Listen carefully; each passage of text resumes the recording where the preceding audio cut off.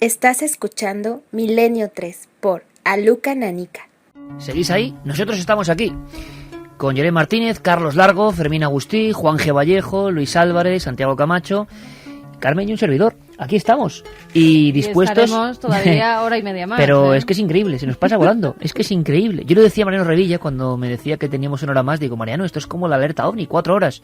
¿Y sabéis lo que pasa? Que estamos encantados de hacer radio y de hacerla para vosotros. Claro, hombre, ya sabéis que tengo tendencia un poco a evadirme en ocasiones, pero yo os escuchaba y son tantas aventuras, tantos sitios. Si acumulásemos lo que estábamos aquí, vivencias y aventuras en sitios, sensaciones en sitios, pues hombre, yo creo que hay una información más que interesante que aportar a la gente. Pero ¿qué nos decís vosotros? Que sois investigadores también, que nos podéis dar pistas importantes. ¿Qué decís sobre el tema que hemos hablado? Y ahora vemos cómo va la encuesta. ¿Quieres primero los datos de la encuesta? Al final mejor. Al final, venga, pues entonces vamos con... Si llego a decir al revés, pues me dice lo contrario, me dice que los datos de la encuesta. En fin, vamos a repetir las líneas de contacto: 7640, palabra clave Milenio, espacio vuestros mensajes, milenio3 con número @cadenaser.com, y también a través de la página web de la cadenaser.com, www.cadenaser.com, que sabéis que podéis dejar ahí todos vuestros mensajes. El DVD que sorteamos, 3, una cierta verdad. Nos lo ha mandado Manga Films y va de misterios de la mente en un hospital psiquiátrico. Tiene muy buena pinta. Casi nada, vamos a ver qué cuenta. Vamos con algunos mensajes. Saludos desde México. Los vestigios alienígenas en zonas arqueológicas mexicanas son una clara evidencia de la visita de seres estelares en Mesoamérica. Hasta luego, nos decía Antonio Covarrubas. También nos dicen, sí que impone el monolito de Tlaloc en la entrada del Museo Nacional de Antropología e Historia. Gracias, milenarios, por la mención.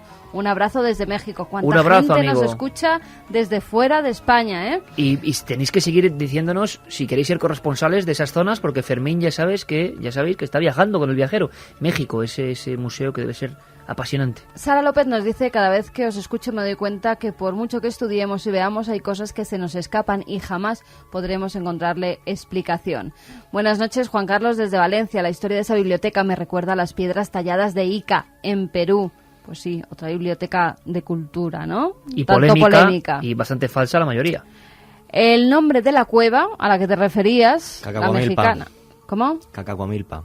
No, aquí ponen el sótano de las golondrinas. Un saludo a milenarios. La cueva más desde grande del México. mundo, que no me sé el nombre, es Cacahuamilpa y está en el estado de Guerrero. Mira, aquí te escribe Antonio Sí, diciendo Cacahuamilpa. que se llaman grutas de Cacahuamilpa, en el estado mexicano de Guerrero. Son las más grandes del mundo, efectivamente. El verdadero lujo sería poder tener en directo en uno de vuestros programas a Eric von Daniken. Muchos dejamos de ser ignorantes en los 70 gracias a sus libros. Yo los tengo todos. Pues todo se andará, todo se andará. De momento lo hemos tenido, que yo creo que hacía muchos años que no hablaba para un medio de comunicación en español. Luis Rivera nos dice: las viejas historias del Dorado, la fuente de la juventud, esas ciudades perdidas en el Amazonas y ese reino debajo del hielo en el Polo Sur. También Jesús de Cádiz decía: aunque las teorías de Daniken puedan ser bizarras, creo que puede haber más verdad en ellas de lo que a priori parece. Es mágico soñar que nuestro origen podría estar más allá de las estrellas. Una cosa, tanto el mito del Dorado y su búsqueda continúa a día de hoy, y fuentes de la eterna juventud hay varias. Hay una que está en la Isla del Sol, en el lago Titicaca, en la parte boliviana, y otra que está en Ciudad Perdida, en Colombia, por ejemplo. Esas son las dos que yo conozco. Si yo hoy estoy aquí escuchando estos programas es por los libros de Daniken, que cogía a escondidas a mi padre, Nacho, alias Nagra, de Foros del Misterio. Pues un saludo a todos los de Foros del Misterio. Qué de gente, ¿verdad? Qué Iker, curioso con lo de esto los que padres. decía Nagra, porque ha descrito muy breve, y eso me gusta mucho, ha descrito muy breve una acción que se ha ido repitiendo, ¿no? El padre tenía los libros, aunque quizá no le interesaba mucho el misterio, pero tenía los libros, y el hijo luego los coge, como Luis, ¿no? Al mío sí, y además hice una cosa, se quedó muy sorprendido. Le llevé Profeta del Pasado, que lo tenéis ahí encima, Sí. además. Esa portada es mítica para mí, se quedó grabada a fuego con 8 años. Y le dije a Daniken si por favor le podía firmar a mi padre el libro y devolvérselo con una dedicatoria especial, ¿no? Cuando se lo di a mi padre de vuelta dijo: macho, ya era hora de que me lo devolvieras. Y cuando abrió la siguiente página dijo: vaya, muchas gracias. Se le ¿no? humedecieron los ojos, ¿no? Porque Claro, vaya. por supuesto. Tenemos Eric von Daniken, Regreso a las Estrellas, La estrategia de los dioses, que hablaba de Colombia, muy desconocido, con esta cultura de los San dioses Agustín. felinos, ¿verdad? San Agustín. Sí. Qué rara es. Recuerdos del futuro, El oro de los dioses, Profeta del pasado. Una cultura que tiene ni más ni menos que 5.000 años de antigüedad, ¿eh? En América. Sí, se habla para ser exacto, de 5 y 6.000 de antigüedad, ¿eh? Ostras, pues habrá Nos que dicen dedicarle un también, programa, ¿eh? Rafa de Valladolid, Cuando lo queráis. grandioso de Däniken es que creía para ver como Leonardo o Einstein. Y es que ¿acaso no es más importante esto que lo inverso? ¿Es una leyenda o no que Däniken fue el primero en hablar de la pila de Bagdad y de los jeroglíficos que eran una bombilla y un helicóptero y un tanque? Eso del helicóptero y el tanque está demostrado que no son, que es una superposición de dos cartuchos. Efectivamente. Pero la pila de Bagdad, Robert Charroux y otra gente anterior, Louis Charpentier, gente anterior a Däniken, lo cuenta ya. Pero es que es Däniken el que engloba todo y el que realmente pues se lleva el gato al agua, ¿no? Juan Manuel Bellido nos dice: hola, nave del misterio, felicidades por vuestro gran programa. El caso de los extraterrestres, pienso que habitaron aquí y su triángulo de actividad y comunicación eran Stonehenge, Egipto y el pueblo maya. Y Nazca no. Nazca se le ha pasado, debía ser un cuadrado Oye, en vez de un triángulo. ¿Os habéis dado cuenta de una cosa que siempre a todo el mundo se le olvida? Asia. Sí. Y Asia es realmente el gran desconocido del misterio de la arqueología. Por eso se Muy nos difícil olvida. de investigar. Tengo cerca de Claro, 50 años y en muy mi difícil de juventud investigar. me empapé de los fascinantes libros de Däniken, Colosimo, Bergier, Berlitz y Antonio Rivera. Claro, Colosimo, tantos otros. Bueno, ¿cómo va la encuesta? Ahora sí. Sí. En a las Déjame que lo 12:45. mire, A las vamos a ver. 12:45. Pues ahora va a ser que no. Vamos a ver, ¿crees que los extraterrestres nos visitaron en la antigüedad? Sí, 83,9%, no, 16,1%. Han votado 514 Y amigos. subiendo. Increíble, El sí. increíble. Me gustaría ver cómo queda esto. Yo he hecho un escrito para ikerjiménez.com, así me dio la revolera, se lo mandé a Guillermo, y sobre las figuras que vimos de Palpa, yo decía, hay dos formas de acercarse a ellas, y es verdad que hay dos formas. Una es coger la cinta métrica y medirlas.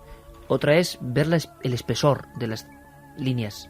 Otra es intentar interpretarlas por su vestimenta.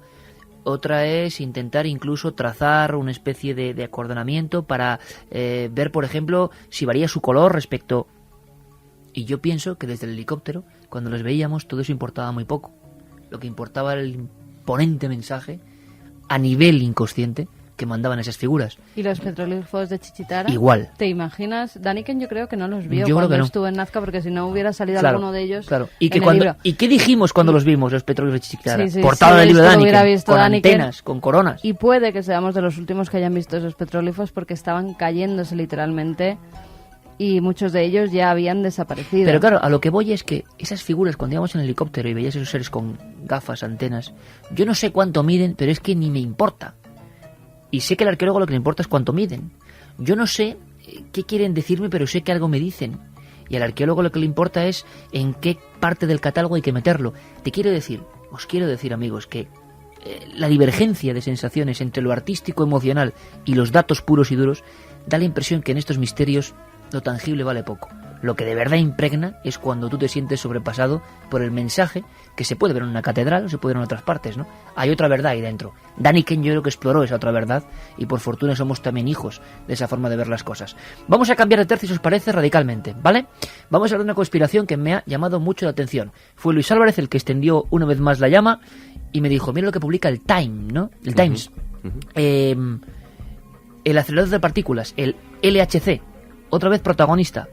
Incluso en películas, ¿no? En Ángeles y Demonios era protagonista también. Claro que sí, ya en la novela se hablaba de ese acelerador de partículas y en la película lo podemos escuchar cómo están dentro del acelerador de partículas y lo que ocurre cuando lo ponen en marcha.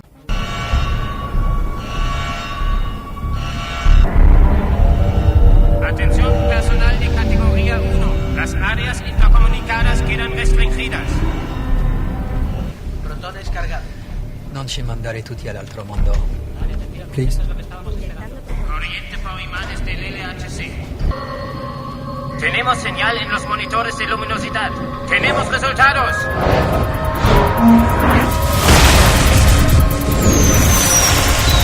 Desplazamiento de fotones.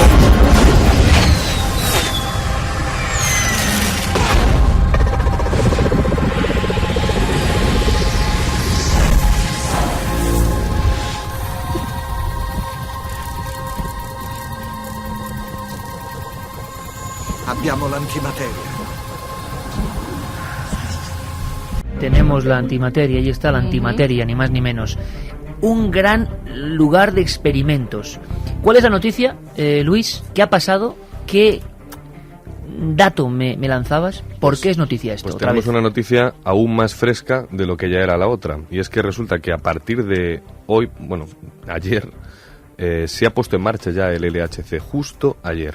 La noticia era publicada por El País, bueno, por todos los medios internacionales, en el que comentaban que ya se había inyectado una partícula en ese tubo cilíndrico de 27 kilómetros que está a 100 metros de profundidad entre la frontera entre Francia y Suiza a la altura de Ginebra. Ya ha empezado a funcionar y a partir de diciembre tendremos, digamos, los resultados más obvios sobre lo que creemos que va a salir bien esta vez, porque el acelerador de partículas falló allá por septiembre del año pasado, de 2008, y generó un gran desastre. Se derritieron todos los electroimanes de uno de los sectores, y cuando digo todos los electroimanes la gente no se hace una idea. Yo que estuve allá abajo, solamente en la parte de Atlas, desde el suelo, desde donde yo estaba hablando, hasta el techo, podría haber una altura perfectamente de unos 7-8 pisos. Y todo a causa de un cortocircuito. Todo a causa de un cortocircuito que hizo que no se refrigerara bien ese circuito que está a menos 270 grados centígrados y que al coger una temperatura diferente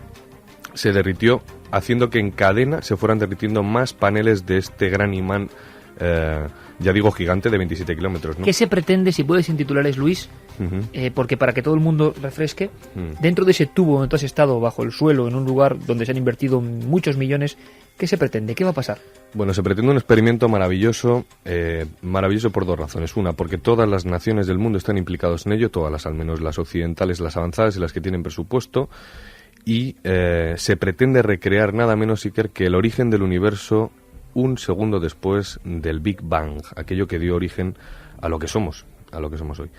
Y claro, ¿cómo lo podrían hacer? Claro, esto es absoluta ciencia ficción, y lo más curioso de todo esto, y es una de las cosas de las que nos hemos dado cuenta muchas veces y que lo hemos hablado, es que parece increíble que todavía a estas alturas la ciencia sigue siendo un misterio tan misterioso siquiera para la física de partículas, que es tan matemática, tan perfectamente cuadriculada. Pues no es así. Hay unos misterios aún más insondables que los de Daniken. En lo pequeño hay muchas cosas que no saben por qué se comportan como se comportan. Es que tenemos que hablar de que el nacimiento del universo, digamos, está formulado teóricamente, ¿vale? Entonces, ¿qué es lo que van a hacer? Bueno, van a inyectar en este tubo de 27 kilómetros 2 protones, son partículas del átomo, y los van a lanzar a la velocidad de la luz, casi de la luz, en direcciones opuestas, ¿vale? Entonces los aceleran y lo van a acelerar durante meses, probando que los tubos no se calienten, hasta que en un punto concreto, como puede ser Atlas, es una especie de cruce, abren una compuerta y las 2 partículas se chocan, generando una explosión terrible a niveles, digamos, subatómicos, que va a recrear exactamente las condiciones similares a un segundo después del Big Bang. Parece mentira, pero esto, que digamos estaba formulado, va a revelar, formulado en papel, puede revelar muchas cosas absolutamente desconocidas. Y para mí esto es lo más apasionante de todo. Llevamos 40 años de investigación en física,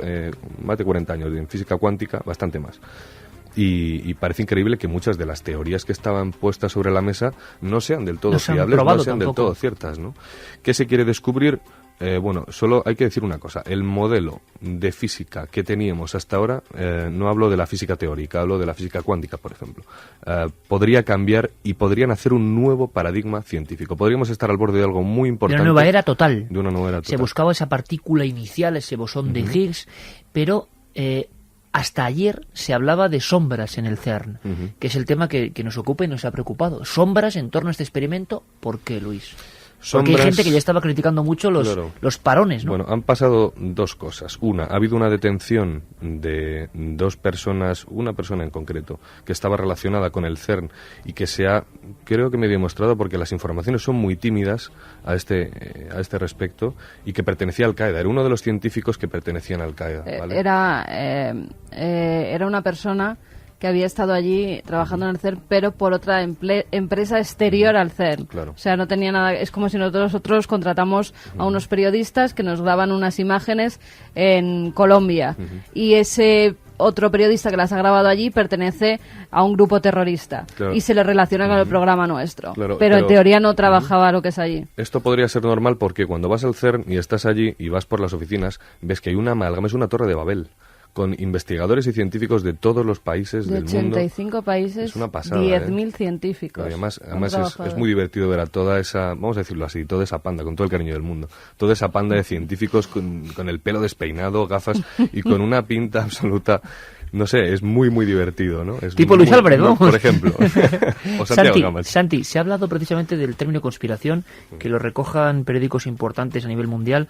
Claro, Dan Brown lo tuvo claro, ¿no? Ahí hay una novela, pero resulta que se ha empezado a hablar de muchas cuestiones de fondo que el común de los mortales no conocemos en torno al gran experimento de la humanidad, el que va a cambiarlo todo. Pues sí, la verdad es que los titulares de los últimos días han sido apasionantes.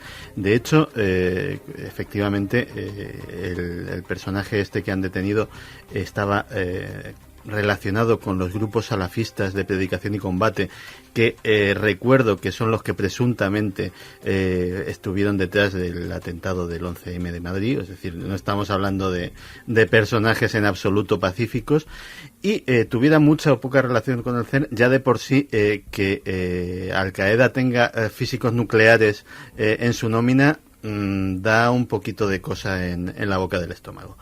Eso para empezar. Luego, ya en un tema mucho menos mundano y mucho más misterioso, posiblemente lo más sorprendente que ha pasado con respecto al CERN en los últimos días ha sido la teoría lanzada por dos científicos de reconocidísimo prestigio, Holger Nielsen, que es uno de los padres de la teoría de las supercuerdas, que es tremenda teoría, por cierto.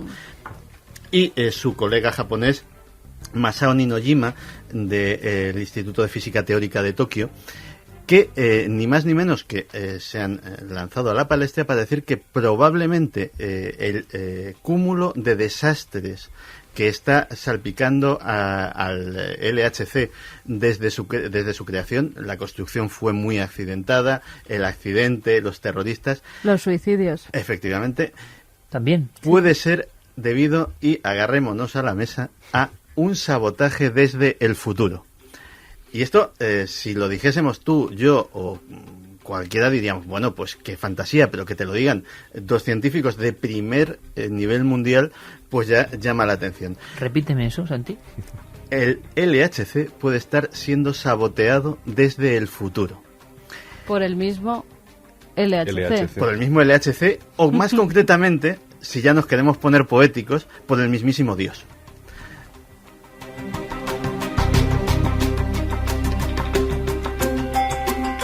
Qué historia más maravillosa. Escucho. Pues según la teoría de estos científicos, no se trataría de que hubiesen llegado agentes viajeros en el tiempo, ni mucho menos, sino que el bosón de Higgs, que es la partícula que se está intentando descubrir, pues directamente no es algo que sea, palabras textuales, del agrado de la naturaleza. Con lo cual, cualquier intento de producirlo, al tener éxito, generaría ondas hacia el pasado que anularían ese intento.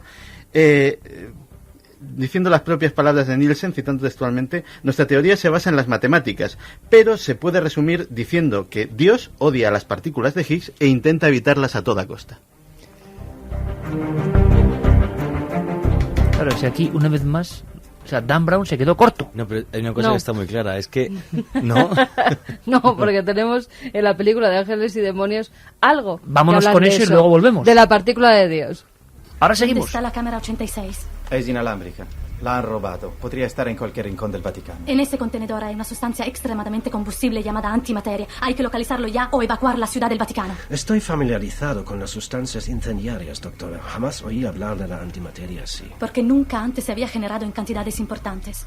Es una forma de estudiar los orígenes del universo. Intentar aislar lo que algunos llaman la partícula de Dios. Pero tiene repercusiones para la investigación energética. ¿La partícula de Dios?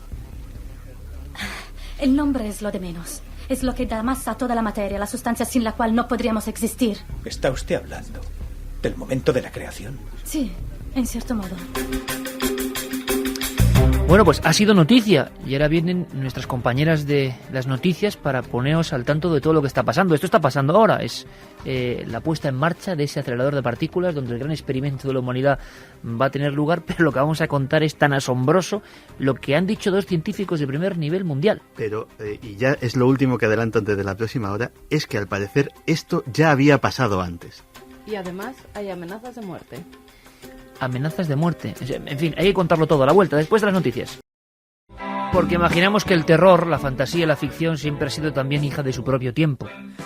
La ficción o los relatos de fantasmas medievales tenían unas coordenadas concretas. La ficción o el terror de los años 30 y 40, con el miedo a las deflagraciones, llevan siendo muy distintos. Ahora este miedo es casi miedo del futuro. Ese hombre que en el fondo quiere aproximarse tanto a Dios que casi lo atropella. Está haciendo una serie de experimentos, seguro que para el bien común, o no. Y de repente, en el entorno de ese gran acelerador de partículas, pasan cosas. Personajes dignos de las secciones de Santiago Camacho. O sea, nadie entiende cómo es posible que en ese sistema tan controlado de repente haya alarmas de un nivel como el que indican las palabras, las siglas Al-Qaeda. Que no funcione bien el acelerador. Que después de tanta inversión se funda. Que se hable de buscar el inicio del universo. Ese universo que sabemos que tuvo un inicio por una cosa. Porque alguien, hace no mucho tiempo, tuvo una visión que tuvo que ser estremecedora. Se dio cuenta de que había una coordenada matemática en el alejamiento de algunas porciones de ese universo. Es decir, que todo eso seguía una especie de eterna huida. Por lo tanto, tiene que haber un inicio. Algo donde quizá toda la masa estaba condensada y se expandió. Y seguimos en ese proceso. Pero los misterios de la física van mucho más allá. Hace muy poco hablábamos de en el Polo Sur el supertelescopio observador de neutrinos Amanda, 3 kilómetros bajo la nieve, en lo que llaman oscuridad total y completa, la oscuridad mayor del mundo. Y ya han captado 12 o 13 colisiones de neutrinos que demuestran que puede haber 12 o 13 dimensiones, ecos, destellos que no conocemos, es decir, planos de nuestra realidad que desconocemos. ¿Dónde se publicó? En 3 o 4 periódicos científicos. Nada más, no interesa. Y con esta música tremenda de Alan Parsons, El Cuervo, Santiago Camacho y Carmen nos dejaban en ascuas, a mí por lo menos. O sea, no me lo puedo creer, pero está pasando. Pues sí, está pasando. Repíteme, por favor, Santi, los nombres de los científicos que han dicho esto, porque creo que es importantísimo.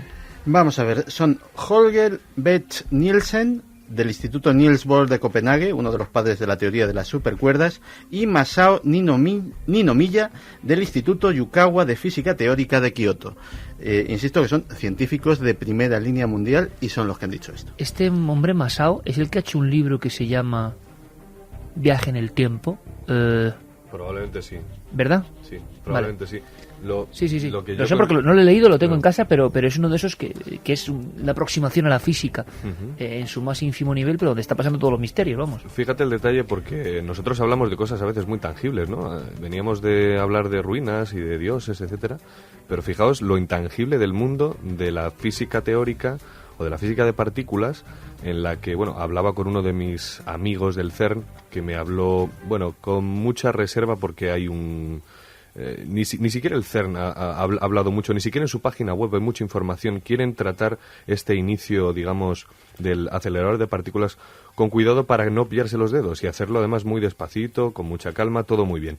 Bueno, pues él me comentaba que uno de sus directores de tesis precisamente fue este señor que ha comentado Santi, Beck Nielsen.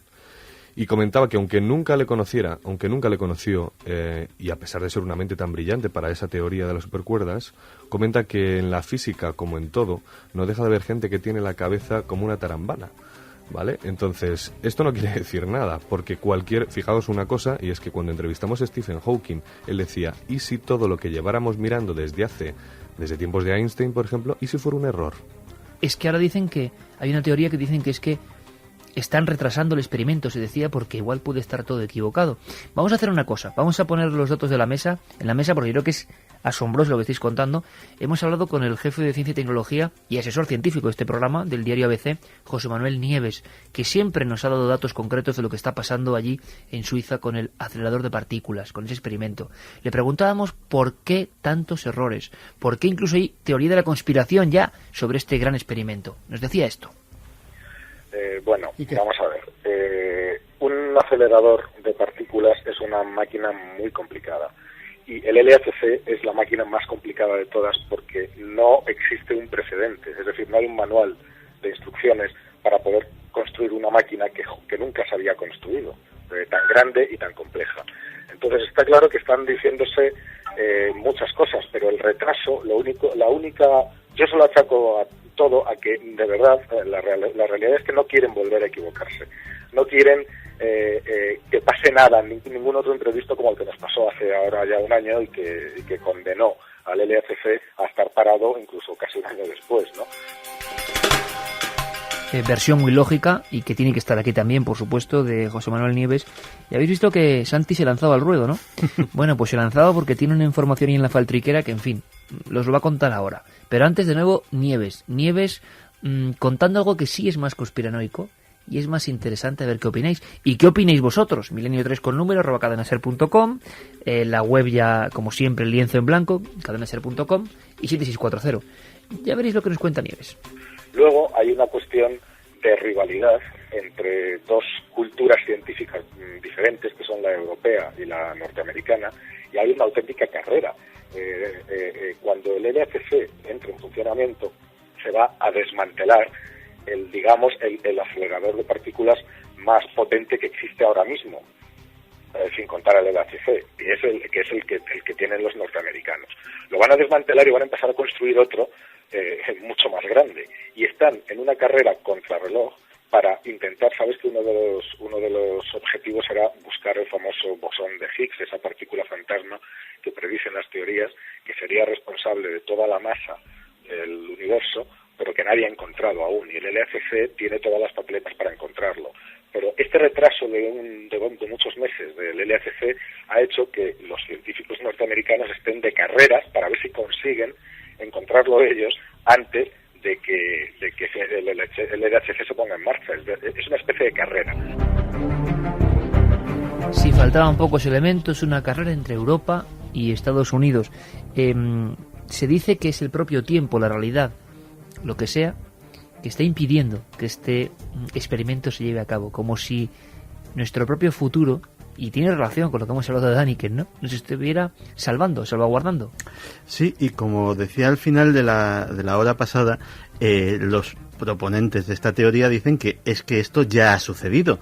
Y precisamente Nieves hacía referencia al supercolisionador de superconductores estadounidense, el cual sufrió, buscando precisamente este bosón de Higgs, sufrió otra serie de desastres más o menos. ¿Y está documentado? Está completamente documentado, y sucedió lo que Nielsen llama un milagro negativo.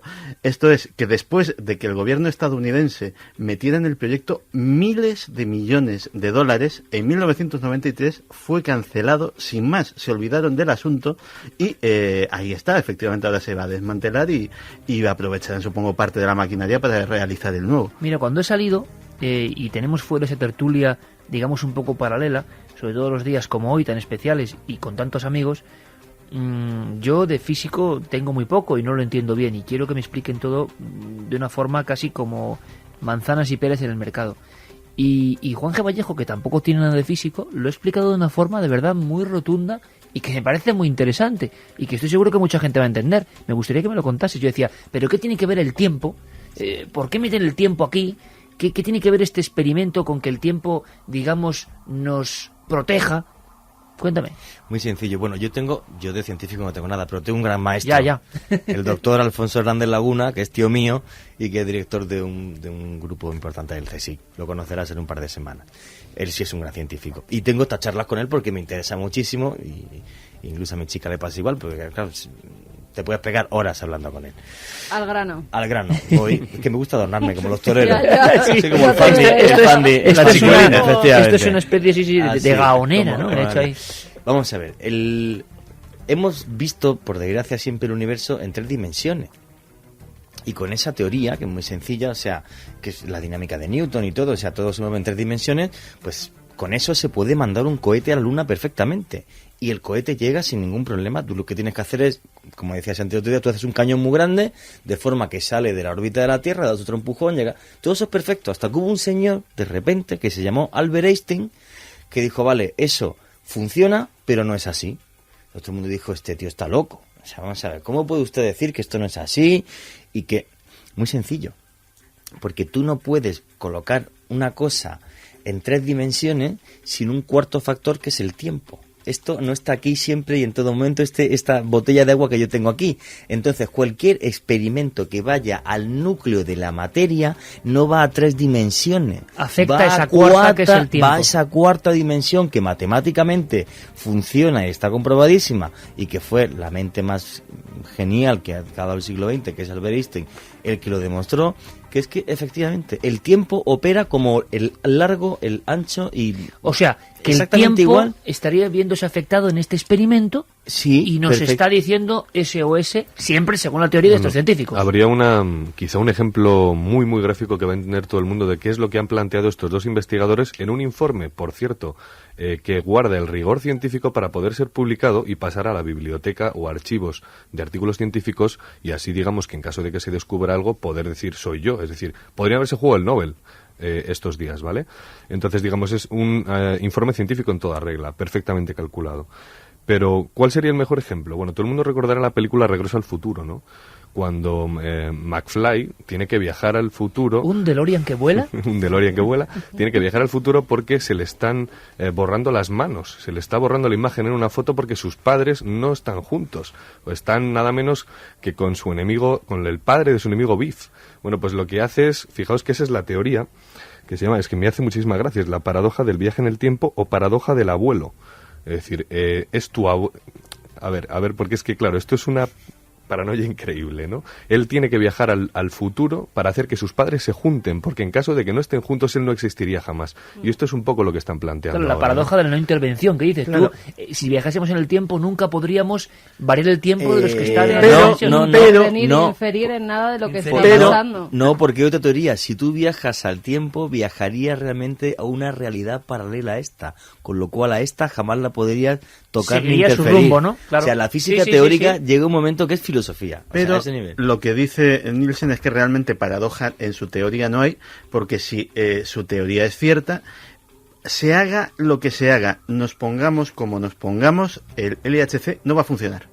O sea, imposible. Solo el tiempo, veremos si le da o le quita la razón. Efectivamente. Oye, y en esta historia tan increíble, ¿había suicidios? Sí, se están provocando ya suicidios. Una joven india de 16 años, una chica, viendo todas las noticias que hablaban, también noticias muy fatalistas diciendo que si algo salía mal, el mundo se podía destruir, que podía acabar. Sí, hubo una denuncia, ¿os acordáis, no? Sí, hay una denuncia además interpuesta, creo que es en Alemania. Y en Estados Unidos 2 investigadores, pero de muy poco nivel, pero ¿no?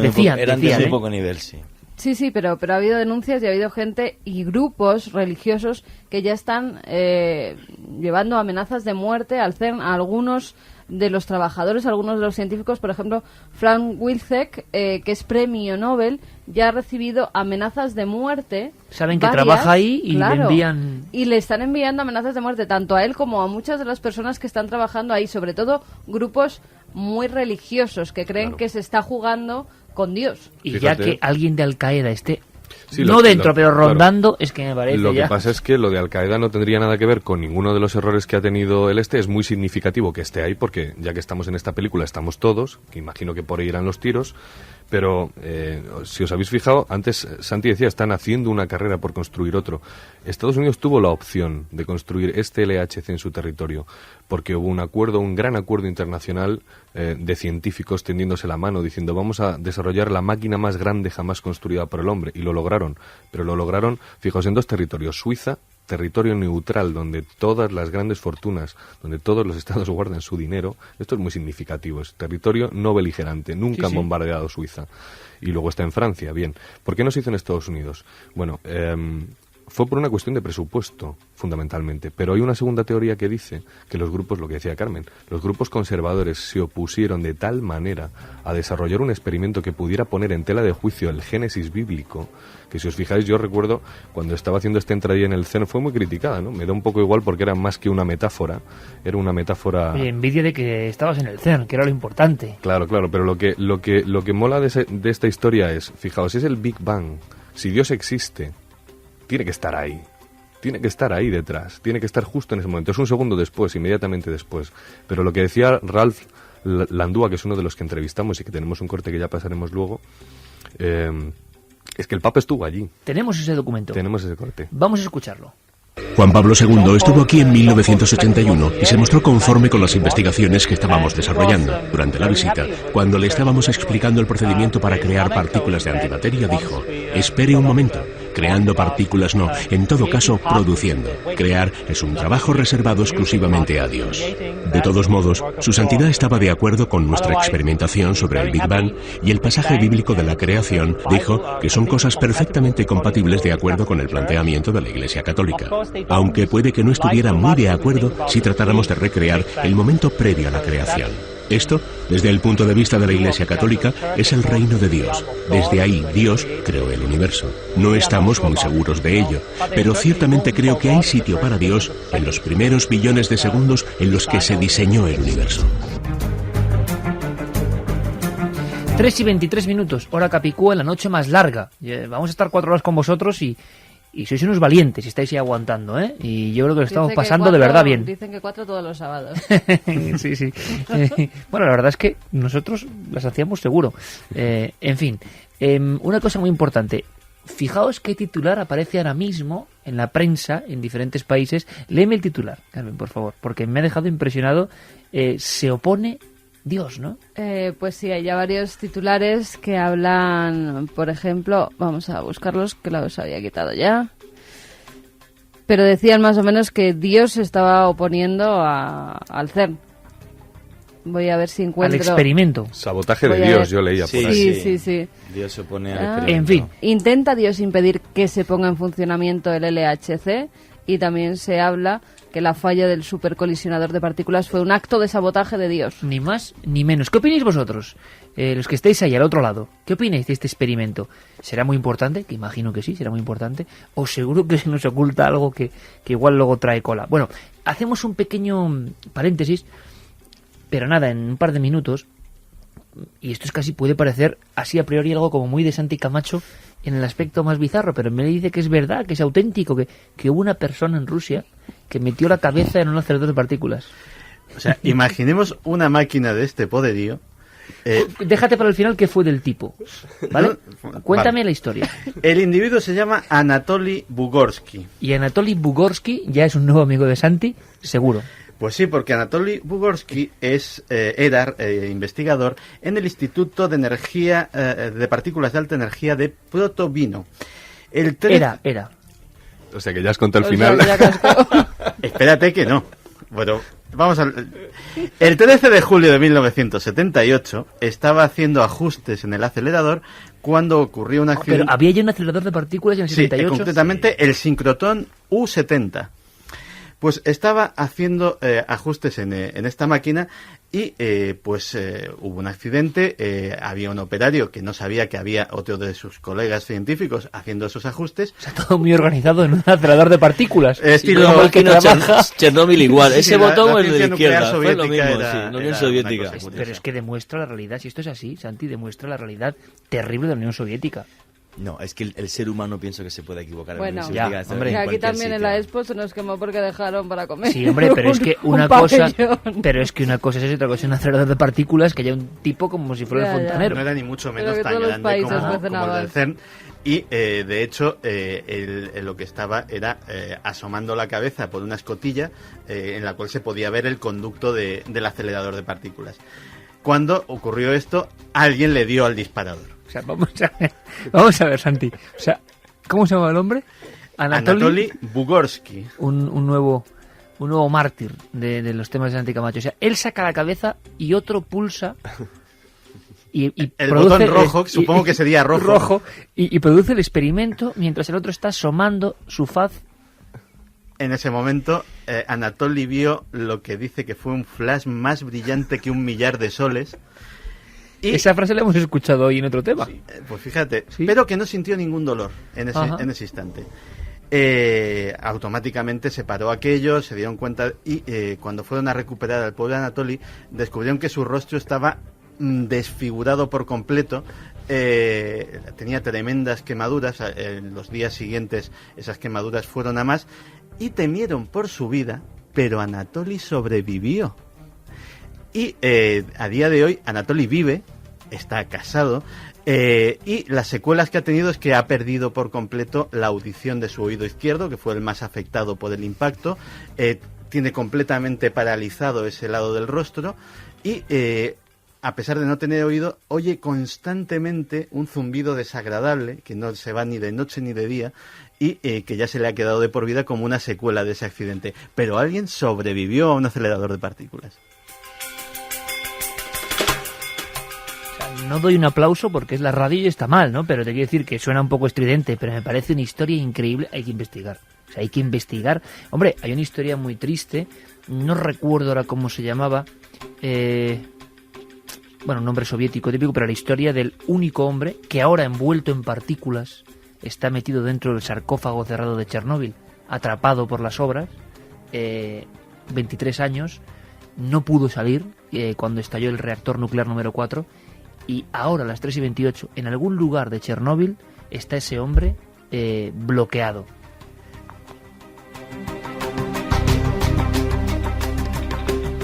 Investigaremos, Santi. Me parece absolutamente increíble lo que está ocurriendo. Ahora me cuentas qué opina la gente. ¿Vamos a darnos un garbeo por las calles con misterio de este país? Vamos. Tiene nuestro compañero Carlos Largo otra propuesta. Y ha tenido una gran acogida, ¿eh? Y luego viene Juanje con sus trozos de historia. Una acogida importante porque hay tantas calles con nombres misteriosos y nombres que tienen que ver con acontecimientos que son enigmáticos, que hay que descubrirlas. Están aquí al lado. ¿Vamos con el callejero del misterio? Vamos allá. El callejero del misterio. Por algunos, querida. Por otros, odiada. Para algunos, una auténtica viajera. Para otros, una simple farsante. Sabemos sus nombres, pero en el fondo siempre nos queda. Y en realidad era ella, en realidad era lo que perseguía, o era una aventurera que realmente era una sajorina, como se decía aquí en las islas, que lo que quería era pues poner en práctica sus conocimientos de hechizo, de adivinación, de encantamientos. No sabemos. La descripción que el cronista Juan José Laforet nos hace de la vida de esta misteriosa mujer nos introduce en la historia de una de las calles más legendarias de Las Palmas de Gran Canaria, una travesía por el núcleo más antiguo de la ciudad insular que nos traslada hasta el mismísimo siglo XVI. Hoy, en el Callejero del Misterio, la calle La Peregrina.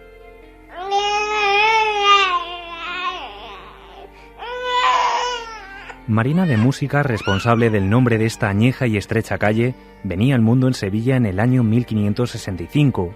Descendiente de importantes y poderosos nobles canarios, Marina pasó la mayor parte de su infancia en la ciudad hispalense, hasta que llegó la fecha de su compromiso. Llegó a Santo Domingo, en el Caribe, acompañada con su madre, para casar con un capitán llamado Jerónimo de Zúñiga.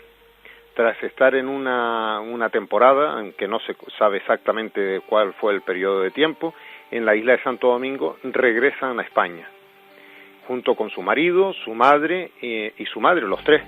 Pero cuando estaban en aguas del estrecho, a la altura de Gibraltar, pues uno de los piratas más afamados de la época, que era Amurat Arráez, pues ataca la nave, muere el marido, el capitán Jerónimo de Zúñiga, muere en esa refriega, y ellas dos son hechas presas y las llevan a Fez. Una vez que están en Fez presas, esperando el rescate de su cautiverio, ella alumbra el hijo que ella llevaba en sus entrañas en aquel viaje cuando fue apresada. Días y días tuvieron que pasar para que Marina fuera liberada por los piratas. Mientras tanto, su madre e hija recién nacida permanecerían en tierras africanas hasta la llegada de un rescate que pusiera fin a su cautiverio.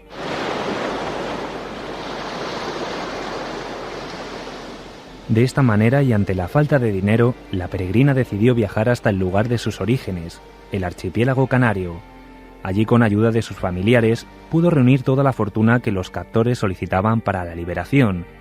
Pero para su desgracia, en su trayecto de vuelta hacia Fez, el barco fue asaltado de nuevo y Marina perdió todo lo recaudado. La peregrina, la pobre señora, se tiene que volver de nuevo a Gran Canaria.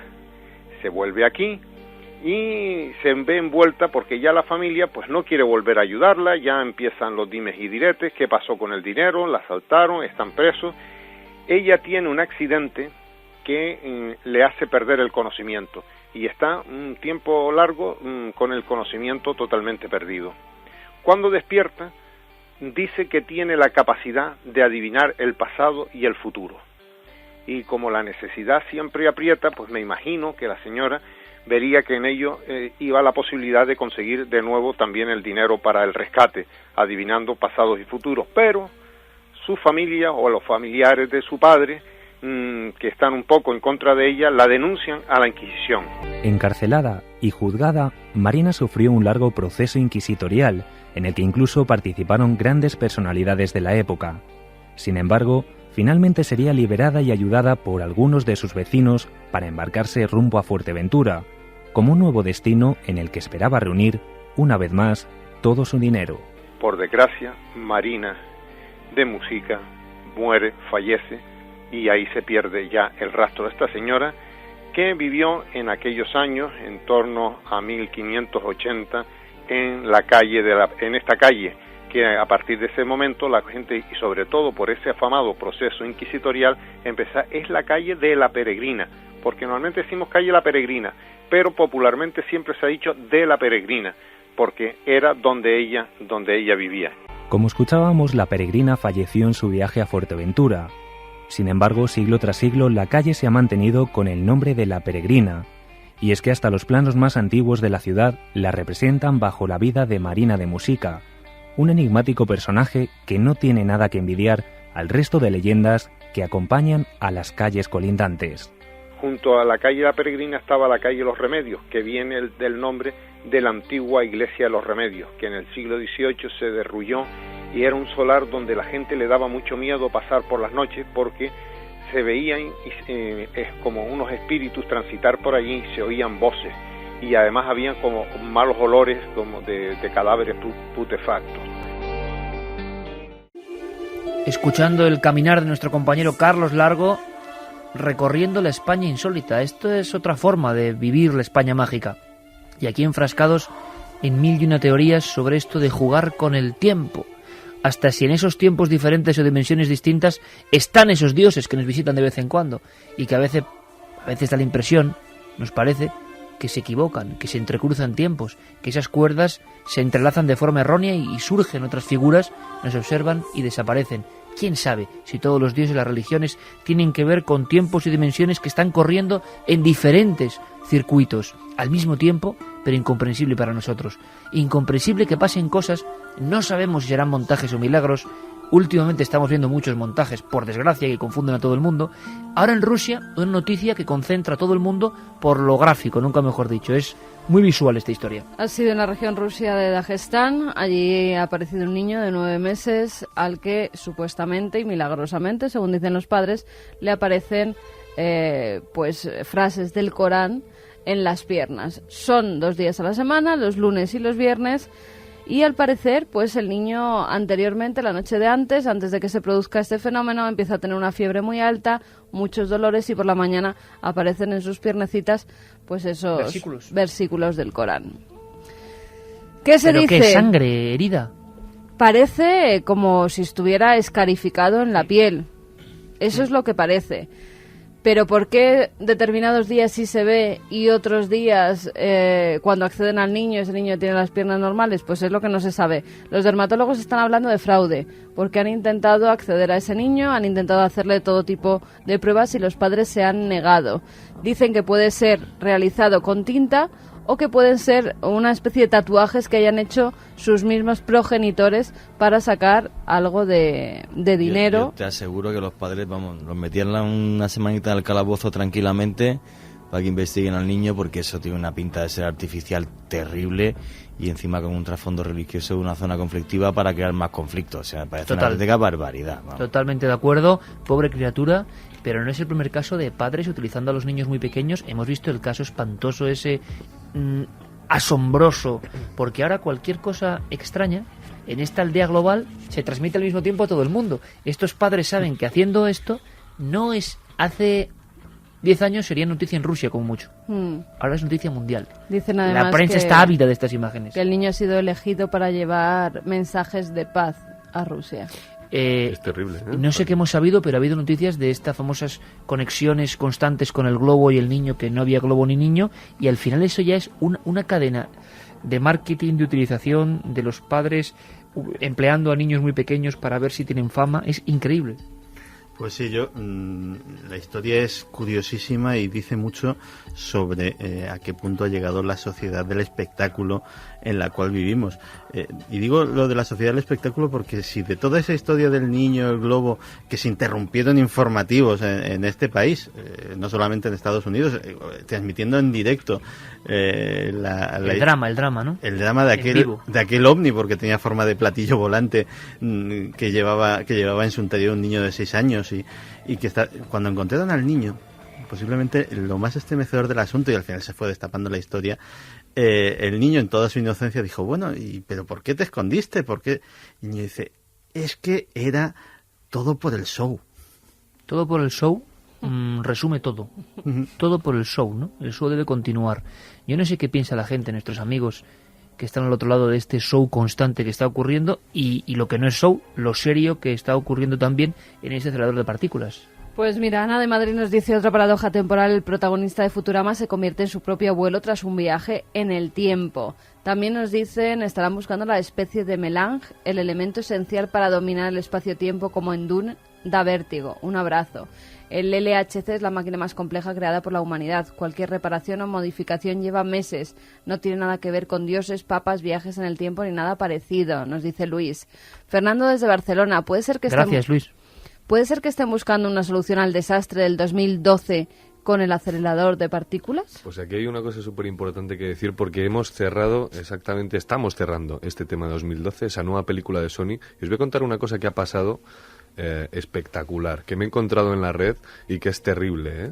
Hay un montón de teorías catastróficas colgadas en la red, tan difíciles de desentrañar para un informador que quiere buscar una fuente fiable. Lo digo, intentad hacer el ejercicio, buscar 2012, formas de tal. Es decir, hay como una especie de corriente inconsciente en la red ahora mismo, y para encontrar 4 páginas web, de verdad, en las que uno puede encontrar información fiable, una sería NASA.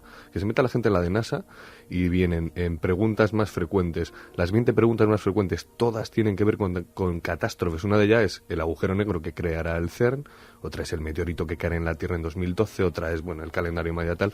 Y fijaos, hablaba de esto porque Curioso eso, ¿eh? Las preguntas todas tienen que ver con la sensación de mundo de la deriva. Todas. Pero es que lo que no puedo entender, y de verdad que no me entra en la cabeza... Y solo hay una catástrofe verdadera que puede suceder, pero que la gente tendrá que verlo en el programa cuando salga el reportaje. Bueno, pero hay una cosa que... Vamos a ver, ¿por qué la gente no se va a los lugares donde están los pueblos mayas y habla con los indígenas, que son los que siguen llevando ese calendario de la cuenta larga desde hace más de 1000 años, y le preguntan por el 2012? Pues porque estamos en crisis y no tienen dinero para viajar. Pues mira, pues deberían viajar y hacerlo. Por eso se lo contamos no hay nosotros. Ninguna catástrofe, ni historia, ni nada. Es un cambio de ciclo. Yo se lo pregunté precisamente. Y todo el mundo está con la chorrada que se acabe el mundo, que es lo que llevamos es toda normal, la vida. Si siempre ha pasado, siempre ha habido. Yo he vivido ya más fines del tiempo, más fines del mundo. Y me parecen todos una panda de cretinos. Así de claro lo digo, pues si me muero, que me muera tranquilo mañana o el 21 de diciembre del 2012. ¿Sabéis una de las teorías? Lo que me da pena es que se aproveche la riqueza de una cultura que creó el calendario más perfecto de la humanidad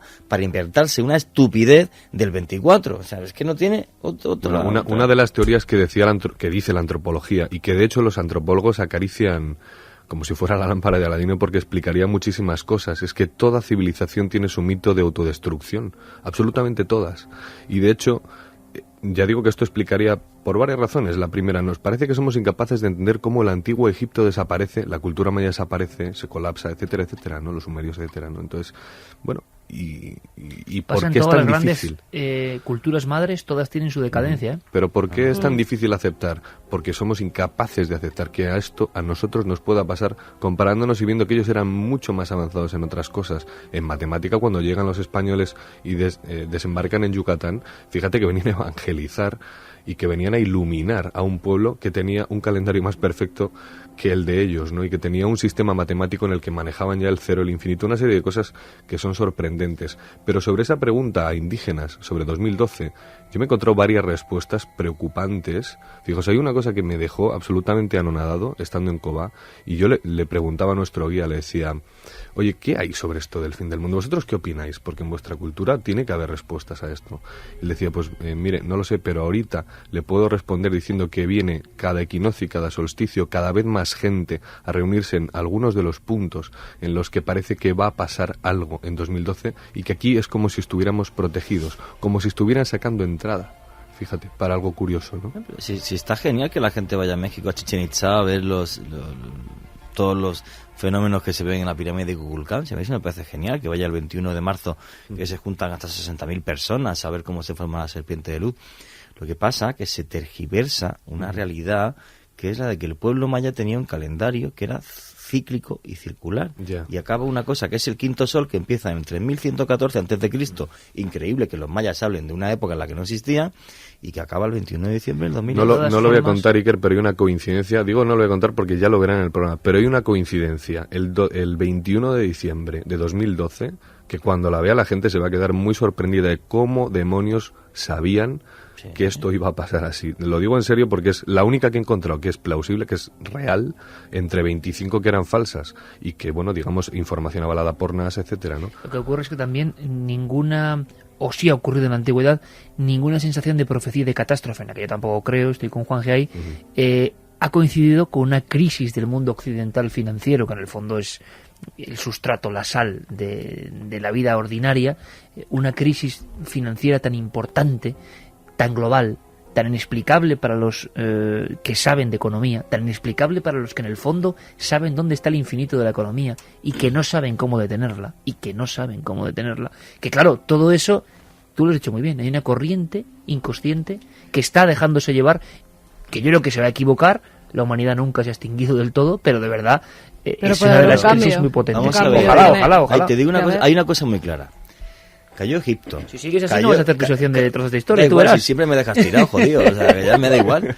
O sea, cayó Egipto, cayó Roma, cayeron los asirios, cayó el famoso imperio árabe, cayó España, que fue el mayor imperio que hubo, cayó Gran Bretaña, dicen que está cayendo Estados Unidos. Dicen que está cayendo ya desde hace tiempo. Seguirán cayendo y seguirá habiendo renovaciones, y quizás el 2012, mira, pues estos hombres pues pensaron que podía haber otra renovación y tal, pero que se acabe el mundo, ¿qué va? Vamos a ver, además que se acabe el mundo tal y como conocemos hoy en día. Lo que se acaba mi sección ya para siempre, te paso, pero déjame decir una cosita. Solamente en la era cristiana ha habido como poco 100 o 150 fechas del fin del mundo. Solo los testigos de Jehová llevan encima 12 o 15.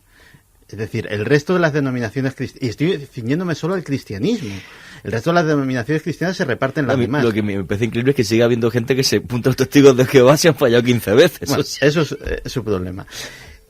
A todos, nuestra época nos parece la peor. Es decir, cuando se decía que el mundo iba a acabar en el año 1000, con el panorama que había en el año 1000 era para creérselo. Es decir, bastante peor que ahora, yo creo, ¿no? Y lo que se produjo en el año 1000, la de suicidios de gente, de sectas que había que se inmolaban porque creían verdaderamente que el mundo se acababa. Por supuesto. Sí, y luego cada 5 o 10 años, el último fin del mundo que yo recuerde lo tuvimos el 5 de mayo del año 2000. El 5 de mayo del año 2000 hubo la gran conjunción planetaria en la que prácticamente, de hecho, los astrólogos, por ejemplo, estaban muy emocionados con el tema, porque hacía muchísimo tiempo que todos los planetas del sistema solar no se juntaban en una línea prácticamente recta. Estaban en un arco, no llegó a ser una conjunción exacta, pero estaban en un arco pequeñísimo. Y en Estados Unidos empezó a circular con una fuerza que llevó a la gente a vender sus propiedades, a meterse en refugios, etcétera, etcétera, la teoría de que aquella conjunción iba a tirar gravitatoriamente del Sol, iba a provocar una enorme tormenta solar que a su vez iba a alterar la corteza de la Tierra y provocar unos terremotos catastróficos. El libro en el que se comentaba esto, de cuyo nombre, en este caso además no quiero acordarme porque es un libro nefasto, vendió literalmente cientos de miles de copias. Y aquí estamos. Eso sí, la pasta al individuo del tal libro ya no se la quita nadie. Con lo cual yo siempre soy algún día me equivocaré y llegará, si no el fin del mundo, por lo menos el mío como el de todos. Pero yo con esto de los fines del mundo, por principio no me creo absolutamente nada. Hombre, lo que se habla muchas veces es del cambio de conciencia, ¿no? Fijaos en una cosa, hablábamos de... Y además, el reportaje sí que tiene un planteamiento para que la gente piense. Nosotros estuvimos en Tokio, estuvimos rodando aquel eclipse tremendo que hubo, ¿no? Por cierto, los tokiotas, algunos se enfermaron, les dio fiebre este eclipse. Y hubo un cambio de gobierno histórico en Japón que se ha achacado desde algunos sectores a ese gran eclipse último que no volverá a repetirse hasta 2135. O sea, vivimos un verdadero privilegio observando este eclipse. Entonces, vamos a ir un poquito más allá. Porque si toda civilización vive su propio mito de autodestrucción, si existe, hablando de, digamos, de dimensiones, esa otra dimensión inconsciente a la que todos acudimos cuando vamos a la cama y soñamos, como una especie de Internet, en la que todos estuviéramos interconectados, y si tuviéramos esa suciedad de pensamiento en esta altura de la historia. Bueno, sobre eso va toda la historia de aquel experimento fallido en Princeton, de la señal que se recibía en ciertos ordenadores que respondía a ese inconsciente global, es decir, desequilibrios tremendos en esa especie de medición antes del 11S, antes del 11M, fíjate, por proyecto Conciencia Global. Fíjate lo que es la casualidad. Fíjate las notas que tenía, que eran de San Agustín, y no sé por qué me ha dado el punto de mirar cuántos niños mueren. Fíjate, te lo juro por mi madre, lo que he puesto hoy, noticias. ¿Cuántos niños mueren al día por causa? Bueno, mueren al día 26.000 niños, cada 3 segundos muere un niño al día en este planeta por causas evitables. O sea, mientras estamos hablando ahora, han muerto ya 3 niños. Y nadie habla de eso, sino del 2012 o de no sé qué, o de historia. Luego tenemos una sociedad idiotizada al 120%. Y gente como Von Daniken, otras personas, por lo menos con la provocación, te hacen pensar.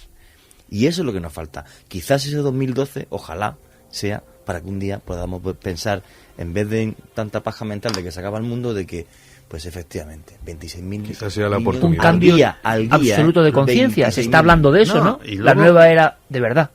Claro, no la nueva era de túnicas y de inciensos, ¿no?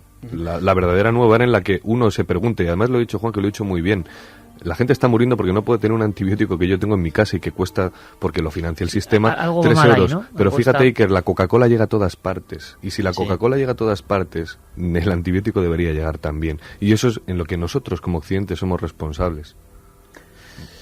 Y luego además hay una historia que efectivamente esas muertes, esos fines del mundo son los importantes.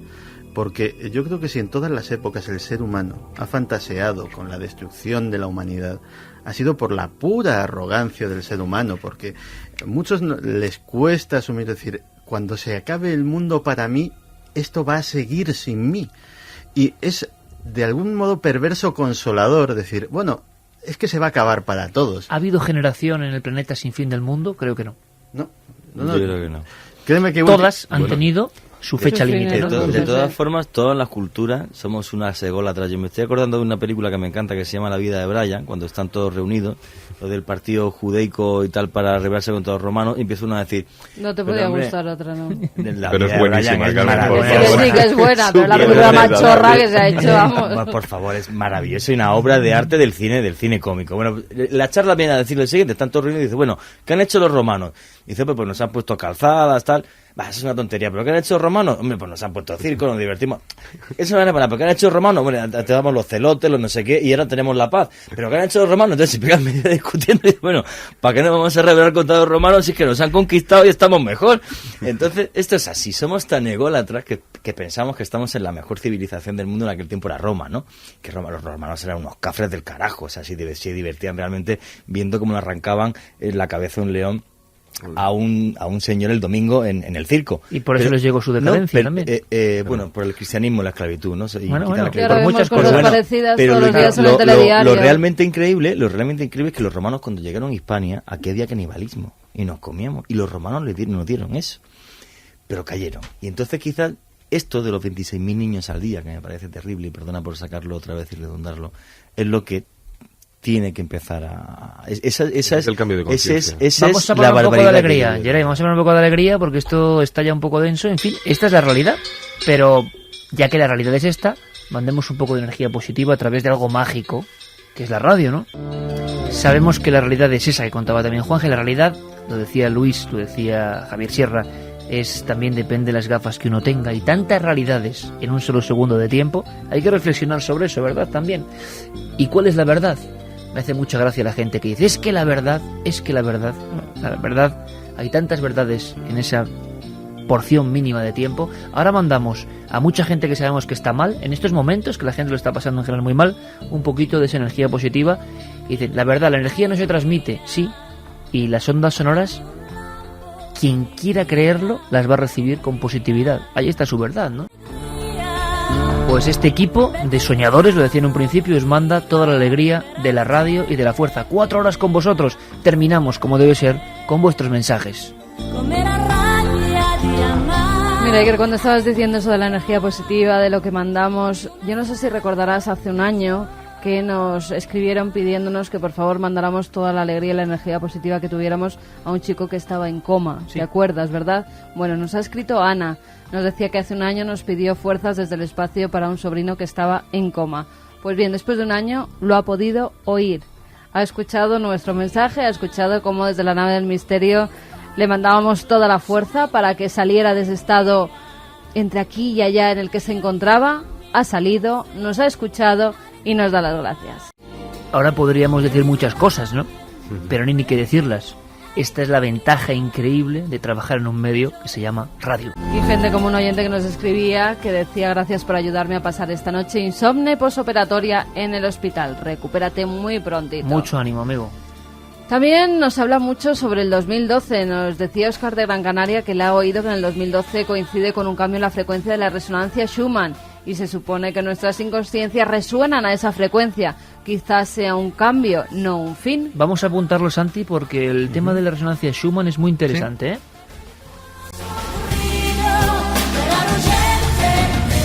Rubén Sepúlveda nos dice, hola Iker, muy interesante el tema, me da un poco de miedo que se les pueda escapar de las manos el acelerador de partículas o el factor de falla humana que siempre pasa. Saludos desde Chile. Un abrazo a todos los amigos chilenos. Oye, qué tremendo, me he quedado colapsado con el mensaje de ese amigo, ¿eh? Le hemos ayudado en algo, chicos. Le hemos ayudado a alguien en algo.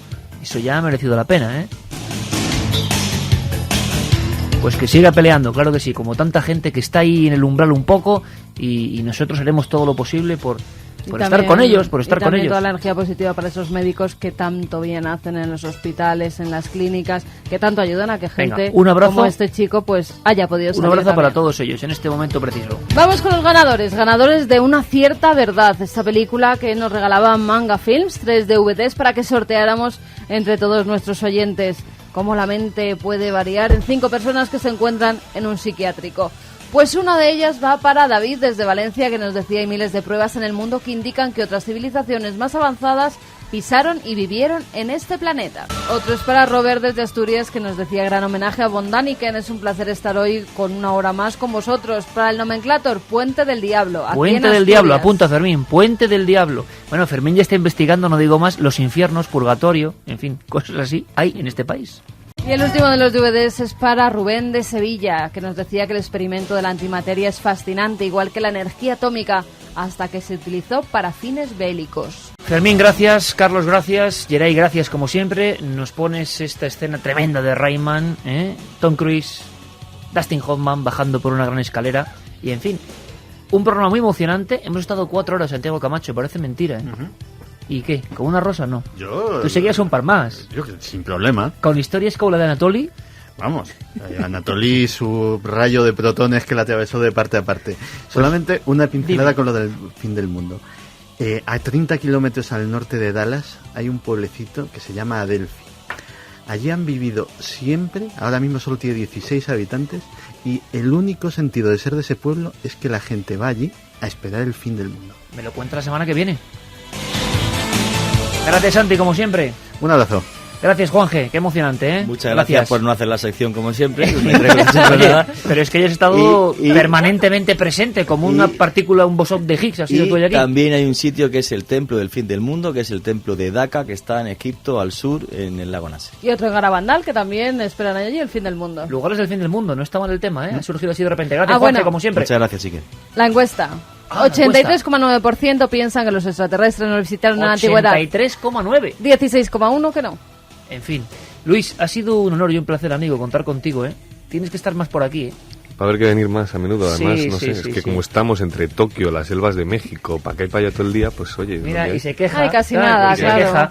Oye, mañana Alejandro Amenábar, ¿eh? En Cuarto Milenio. Buenas noches. Gracias, Luis. Gracias. Mañana Alejandro Amenábar, íntimo y diferente. Empezó todo hablando de extraterrestres, curioso. Sí, en Ibiza, en La Esvedra, historia una de isla Hipatia mágica. empezó hablando de extraterrestres. Ujú. En fin, va a ser emocionante. Gracias a los dos compañeros, feliz semana, pasando muy bien, 4 horas con vosotros. Ahora las noticias y en 7 días Milenio 3 aterriza de nuevo en la SER. Un abrazo.